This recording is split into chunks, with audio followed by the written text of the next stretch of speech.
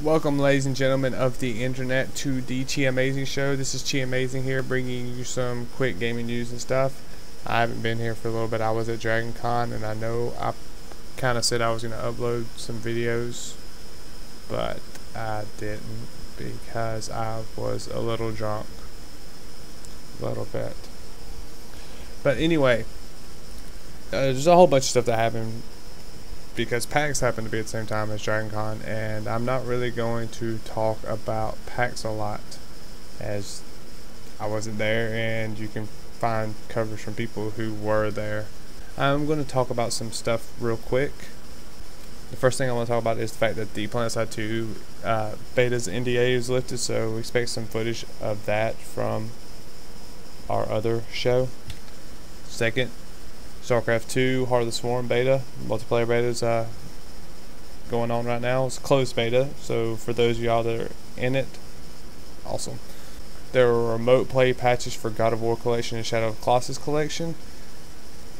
I don't have a Vita, so that doesn't really affect me so much, but I do want to get a Vita because they seem pretty cool.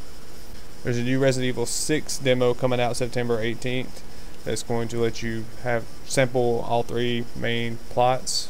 I'm actually kind of looking forward to that because I really want to play Resident Evil 6. I want to talk about Valve a little bit. First thing is they're getting into the hardware development business. There was a job listing for an industrial designer, and a lot of specifics going on there with, requirements for the job and all that stuff. But what's really interesting is what part of the listing said. We're frustrated by the lack of innovation in computer hardware space, though, so we're jumping in. And I can kind of understand that in one way.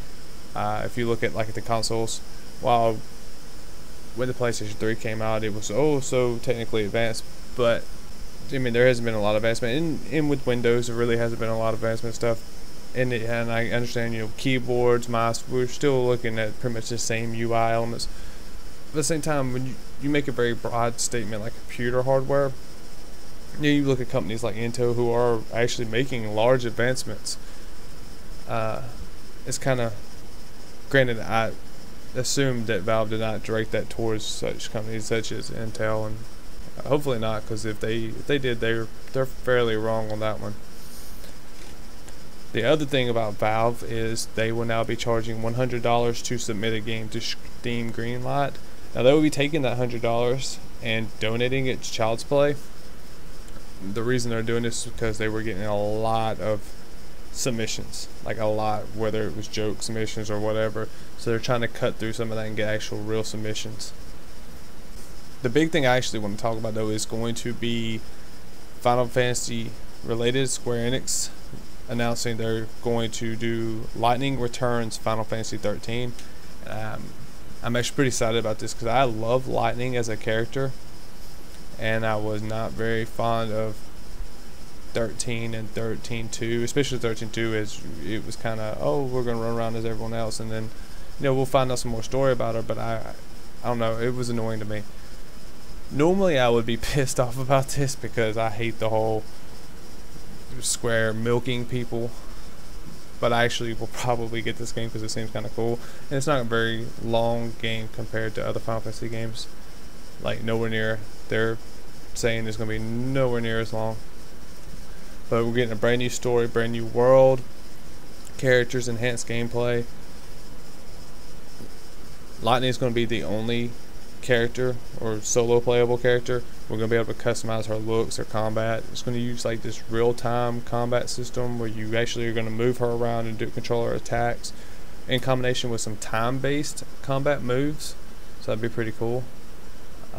There's actually a Doomsday Counter, and there's a clock in the bottom corner or whatever that you have 13 days to keep the world from ending, and certain actions will take up time, such they're saying that 1 day is equal to about 2 to 3 real hours. This is going to be the final chapter in what they're calling the Lightning Saga, which is Final Fantasy 13 and 13.2. It only has one ending, but it is kind of designed for multiple playthroughs because you can kind of save more of the world. I guess there's like some kind of world-based decision-making system and stuff. They're also going to do a Final Fantasy 25th Anniversary Edition. I probably won't get that because it's Japanese only. Pretty sure it's going to be fairly expensive. I think it's like 400 something bucks, and it's not all like on one console. It's, you know, the PS1 games are on PS1, the PS2 games are on PS2. Something like 20 something disc to cover the 13 core games. So I mean, it's cool, and if you have the money and you feel like importing it, awesome. I'm not getting it because I don't have the money and feel like importing it. We did get some footage of Metal Gear Solid Ground Zeroes, like actual live gameplay footage. You know, even the like in-game movies and such. It was pretty awesome looking. I'll try to post like a link to a video of that or something, though I'm pretty sure you can find it. That's pretty much all I have right now. There was a lot more stuff that happened because of PAX. Like I said, I'm not really going to cover that a whole lot. Also, I'm kind of tired from the trip. It was a lot of fun, but still a little tired from it. But I will get back to you guys on Friday with more news type stuff and things, and I will see you guys then.